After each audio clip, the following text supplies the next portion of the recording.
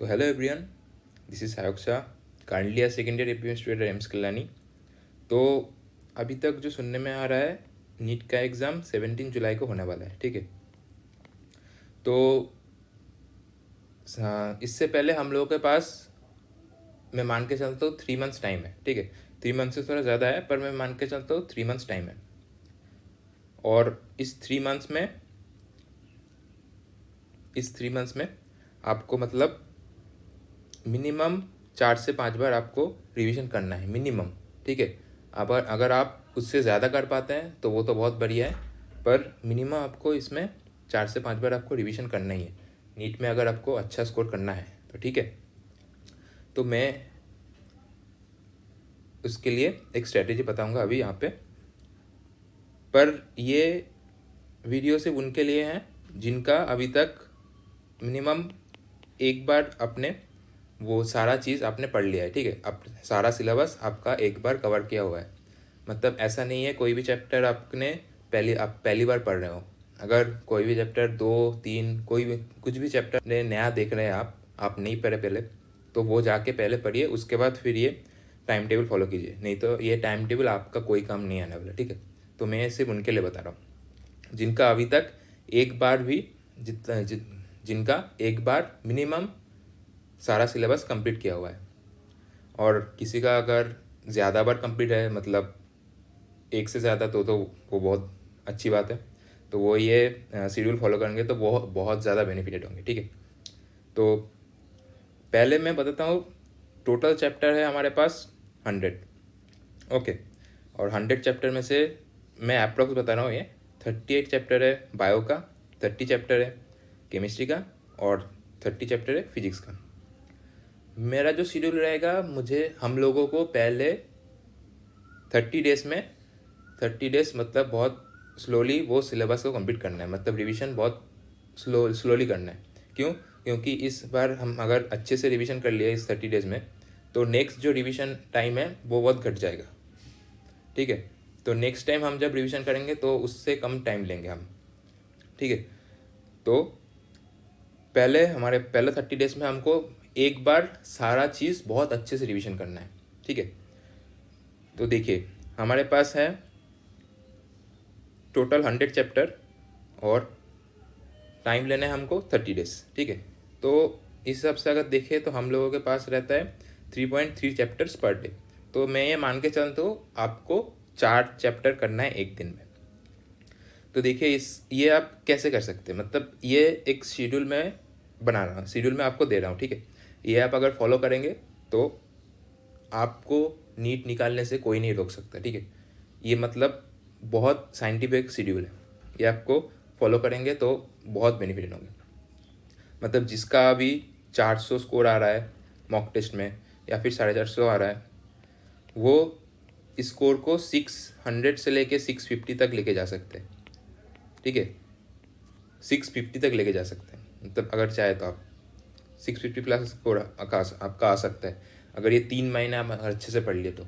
ठीक है, तो आपका मतलब आपने अभी तक जो भी किया है, पर ये 3 महीना आपके लिए बहुत क्रूशल टाइम है। ठीक है, इसमें आपको अपना मतलब सारा मन, मतलब सारा एनर्जी पढ़ाई के लिए देना पड़ेगा। तो आप मतलब आपको गवर्नमेंट कॉलेज का सीट मिलने से या फिर एम्स मिलने से, 650 प्लस स्कोर रहेगा तो आपको एम्स ही मिल सकता है। ठीक है, तो वो मिलने से आपको कोई नहीं रोक सकता। तो ये 3 मंथ्स आप अच्छे से पढ़िए। तो पहला है, आपको बायो का हर दिन में आपको 2 चैप्टर मिनिमम करना ही है। ठीक है, फिजिक्स का 1 चैप्टर और केमिस्ट्री का 1 चैप्टर। अब इसका टाइम मैनेजमेंट कैसा है, जैसे बायो 2 चैप्टर है तो आपको वो 3 to 4 आवर में करना है। ठीक है, उसके बाद 30 मिनट जो मैंने ये प्रैक्टिस का दिया है, ये आपको फुल सिलेबस प्रैक्टिस करना है। ठीक है, ऐसा नहीं कि आपको सिर्फ जो चैप्टर आपने पढ़ा है उस दिन वो प्रैक्टिस करना है, नहीं, आपको फुल प्रैक्टिस करना है, फुल सिलेबस बायो का।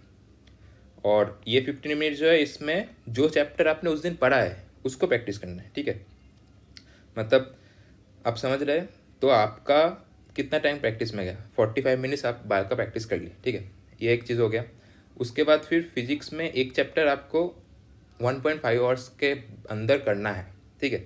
अगर वो रोट मैक्स वगैरह हुआ तो उसमें थोड़ा टाइम लग सकता है, तो मैंने ये हाईएस्ट कट ऑफ बताया, मतलब 1.5 आवर।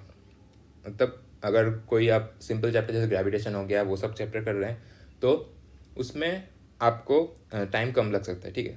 तो ये मैंने हाईएस्ट एक कट ऑफ बताया, मतलब 1.5 आवर। उसके बाद 30 मिनट्स आपको फुल सिलेबस करना है, और 30 मिनट जो है आपने जो चैप्टर उस दिन पढ़ा है उसका क्वेश्चन सॉल्व करना है आपको, ठीक है। उसके बाद फिर केमिस्ट्री में भी सेम 1.5 आवर मैंने दिया है, और 30 मिनट दिया है मैंने आपका फुल सिलेबस प्रैक्टिस के लिए। केमिस्ट्री का बात कर रहा हूँ मैं सिर्फ, ठीक है, केमिस्ट्री फुल सिलेबस प्रैक्टिस के लिए। और उसके बाद 30 मिनट जो है आपको प्रैक्टिस करना है आपने जो चैप्टर उस दिन पढ़ा है, ठीक है। तो अगर ये चीज़ हम देखें तो आप सम टोटल करें तो आपका 6 आवर जाता है स्टडी में, ठीक है। 6 आवर आपको स्टडी हर दिन देना है, मतलब सेल्फ स्टडी के लिए आपको हर दिन देना है। और उसके बाद 3 आवर मैं आप रफ एक टोटल करके बता रहा हूँ, 3 आवर आपका टाइम जाता है प्रैक्टिस में, ठीक है। तो मतलब उसमें क्या हुआ, टोटल 9 आवर आपका स्टडी प्लस प्रैक्टिस हो गया। और 2.5 आवर का एक मॉक टेस्ट आपको देना है हर दिन फुल सिलेबस का, ठीक है। ये आपको फुल सिलेबस देना है, मतलब ऐसा नहीं कि आपको पार्ट सिलेबस देना है, पार्ट सिलेबस देने का टाइम गया, आपको अभी से फुल सिलेबस प्रैक्टिस करना है, ठीक है।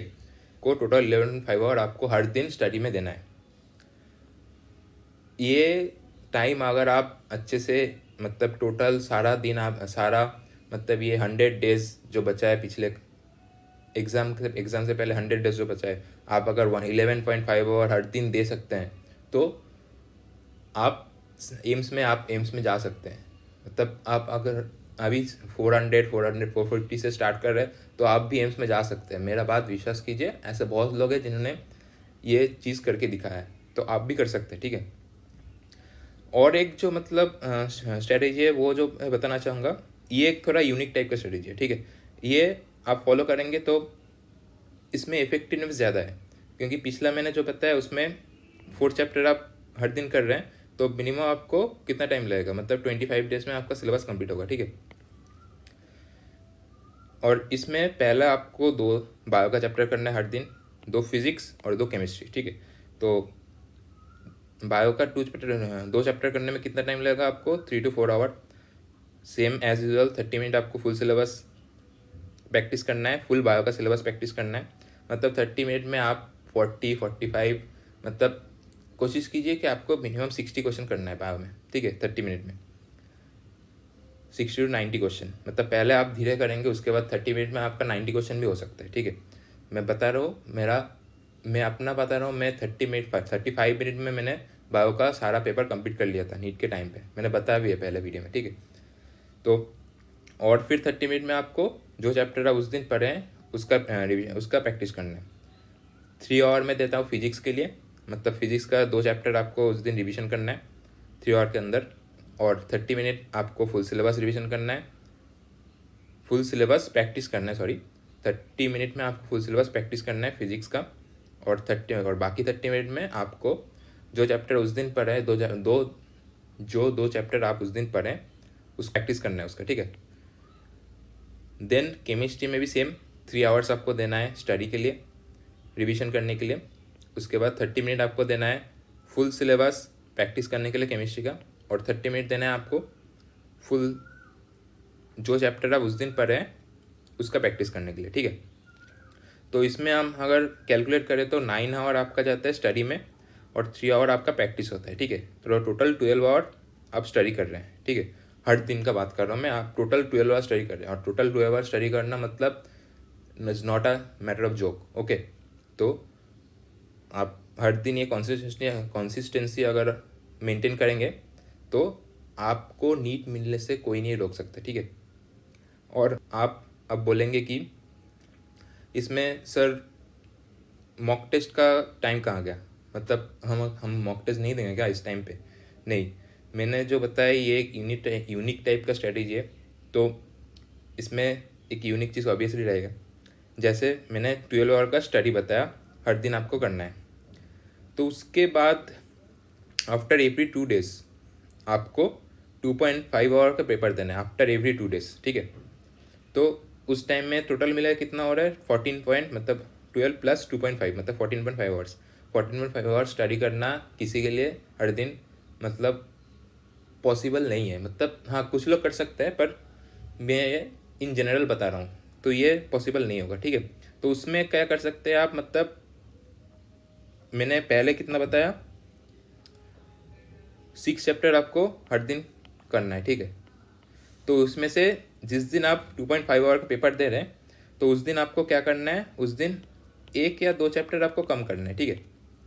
आप अगर 1 या 2 चैप्टर कम करेंगे तो मिनिमम 4 to 5 चैप्टर आपका हर दिन में हो रहा है। तो एक या 2 चैप्टर आप कम करेंगे तो क्या होगा, उसमें से फिर 2 या 3 घंटे का टाइम आपका लेस हो रहा है। मतलब ये पढ़ाई में से आपका 2 या 3 घंटे लेस हो रहा है, 2 to 3 आवर आपका लेस हो रहा है, ठीक है। 2 to 3 आवर आपका लेस होगा, तो उस टाइम में आप ये पेपर दीजिएगा। मतलब 2.5 आवर का आपका पेपर भी हो रहा है 2 दिन के बाद, और आपका बहुत स्पीड से आपका सिलेबस कंप्लीट हो रहा है। जैसे हर दिन आप 6 चैप्टर कर रहे हैं और 2 दिन बाद आपका 4 से 5 चैप्टर हो रहा है। तो ये आप शेड्यूल अगर फॉलो करेंगे तो आपका 20 to 21 डेज में आपका सारा सिलेबस कंप्लीट हो रहा है, ठीक है। तो मैं अगर ये नेट रिजल्ट का बात करूँ, मतलब दोनों जो स्ट्रेटजी बताया उसका, तो उसमें से आप क्या देख पा रहे हैं, आपका 25 डेज में, मैंने पहले बताया था 30 डेज में कंप्लीट करना है। मैं जो शेड्यूल बताया ना उसमें आप 25 डेज में अपना पूरा सिलेबस कंप्लीट कर सकते हैं। पूरा सिलेबस रिवीजन कंप्लीट हो जाएगा आपका, और उसके साथ 9 to 10 मॉक टेस्ट भी आप दे चुके होंगे, ठीक है। तो ये बहुत बड़ी बात है, मतलब आपका अच्छे से रिवीजन भी हुआ और आपने फुल सिलेबस का मॉक टेस्ट भी दिया। 9 to 10 minimum 9 to 10 mock test आपने फुल सिलेबस का दे दिया, और उसके साथ क्या हुआ, आपने प्रैक्टिस भी कर लिया फुल सिलेबस। मतलब ये जो टाइम मैंने बताया था 30 मिनट, 30 आपका फुल सिलेबस रिवीजन हुआ, उसके साथ प्रैक्टिस हुआ, उसके साथ आपने जो चैप्टर पढ़ा है उसका भी आपने प्रैक्टिस किया है। तो मतलब वो चैप्टर और ज़्यादा स्ट्रांग हो गया आपका। मतलब आप समझ पा रहे हैं, मतलब आपका मतलब ये स्ट्रेटेजी फॉलो करने से आप मतलब कहाँ पहुँच जाएंगे। मतलब 25 डेज बाद आपको पता चलेगा आपका स्कोर अगर 400 से लेके 450 आ रहा है, तो ये 25 डेज रिवीजन के बाद और ये स्ट्रेटेजी फॉलो करने के बाद आपका स्कोर 550 के ऊपर आ जाएगा, ठीक है। उसके बाद तो और 1-2 बार अगर रिवीजन करेंगे तो मतलब टोटल मैंने कितना बताया, 4 to 5 टाइम्स आपको रिवीजन करना है। अगर वो आप कर चुके होंगे तो आपका 650 प्लस लाने से आपको कोई नहीं रोक सकता, ठीक है। तो मैं यहाँ पे आपको सिर्फ गाइड कर सकता हूँ, ठीक है, पर मेहनत आपको खुद करना होगा। अगर आप मेरा ये शेड्यूल फॉलो करेंगे तो आपको 650 लाने से कोई नहीं रोक सकता। तो मतलब एम्स मिलने से आपको कोई नहीं रोक सकता, ठीक है। क्योंकि आप अगर 650 प्लस ला रहे हैं तो आपको एम्स मिलेगा। ये आप लिख लीजिए, ठीक है। 650 को स्कोर करने से आपको एम्स मिल जाएगा। मतलब मैं एम्स दिल्ली या फिर 2012 वाले एम्स की बात नहीं कर रहा, पर आपको 2019 का एम्स तो मिल जाएगा 650 स्कोर करने से, 650 प्लस स्कोर करने से, ठीक है। तो अब डिसाइड आपको करना है, आपको 1 साल ड्रॉप देना है या ये 3 महीना आपको मेहनत करके आपको एम्स में जाना है, ठीक है। तो ये पूरा आपके ऊपर डिपेंड करता है। मैं यहाँ पे हूँ सिर्फ आपको गाइड करने के लिए। तो आप अगर चाहेंगे कि फिर 80 डेज बाद या फिर 80 डेज बाद 80 डेज का भी स्ट्रैटेजी बनाने के लिए, तो मैं वो बना दूंगा। मैं आपके साथ हूँ, मतलब आप नीड देंगे, ये सिर्फ आपका वार्ड नहीं है, ये मेरा भी एक मतलब रिस्पॉन्सिबिलिटी बनता है कि मैं आपको गाइड करूँ, ठीक है। तो आप बताइएगा कमेंट सेक्शन में कि आपको लास्ट 80 डेज में कैसा शेड्यूल रहना चाहिए, इसका भी स्ट्रेटजी चाहिए कि नहीं। और मुझे कमेंट सेक्शन में यह बताए, मतलब ये जो मैंने शेड्यूल मतलब स्ट्रेटजी टाइम टेबल दिया है, आप ये फॉलो करके कितना बेनिफिट है, ठीक है। तो उससे मुझे मोटिवेशन मिलेगा। अगर आप बताएंगे कि मतलब अगर कोई भी एक दो लड़का लड़की का भी इससे बेनिफिट हो रहा है, तो वो मेरे लिए एक अचीवमेंट का बात है, ठीक है। तो आप बताइए कमेंट सेक्शन में, मतलब आपको लास्ट 80 डेज का भी स्ट्रेटजी चाहिए कि नहीं। तो मैं फिर वो बनाऊंगा, और फिर मिलते हैं नेक्स्ट वीडियो में। And like share and subscribe कर दीजिए मेरे चैनल को। तो आज के लिए इतना ही, थैंक यू।